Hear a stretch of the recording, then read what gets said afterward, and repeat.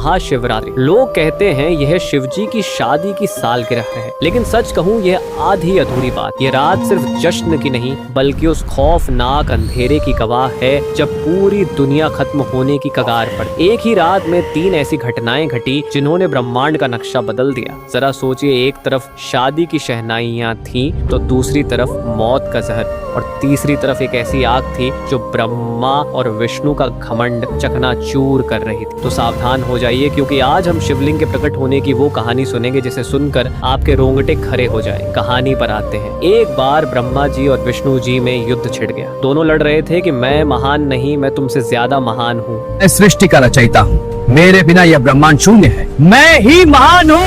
उनका ये घमंड जब दुनिया का संतुलन बिगाड़ने लगा, तब अचानक उनके बीच एक विशाल अनंत अग्नि स्तंभ प्रकट हुआ। वो आग का एक ऐसा खंभा था जिसका ना कोई शुरुआत था ना अंत।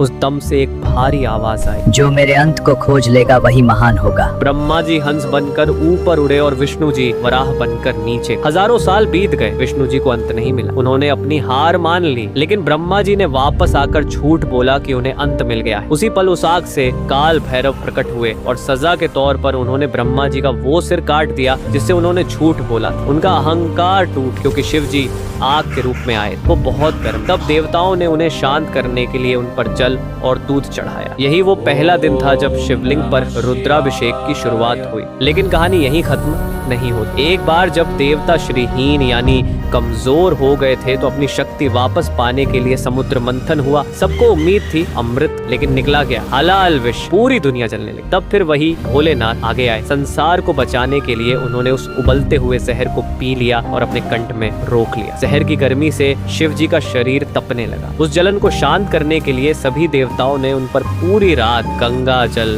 दूध और बेलपत्र चढ़ाया। उन्हें नींद ना आ जाए इसलिए पूरी रात देवताओं ने गीत गाए और जागरण किया। यही वजह है कि महाशिवरात्रि पर हम पूरी रात जागते हैं। लेकिन रुको, ये रात इतनी डरावनी भी नहीं है। इसी रात प्रेम की जीत भी हुई। जब माता सती ने अपने प्राण त्यागे थे तो शिव जी पूरी तरह टूट गए। वो वैरागी बन गए, दुनिया छोड़कर समाधि में चले गए। तब माता सती ने पार्वती के रूप में जन्म लिया। उन्होंने हजारों साल तक कठोर तपस्या की सिर्फ अपने शिव को वापस पाने के। आखिरकार भोलेनाथ पिघले। इसी महाशिवरात्रि की रात वो बैरागी फिर से दूल्हा बना और शिव शक्ति का मिलन हुआ। तो इस 16 फरवरी जब आप शिवलिंग पर लौटा भर जल चढ़ाएं तो याद रखिएगा आप उस आग को शांत कर रहे हैं और उस जहर के दर्द को कम कर रहे हैं। अगर भोलेनाथ को मानते हो तो सब्सक्राइब करो और कमेंट में हर हर महादेव लिखो।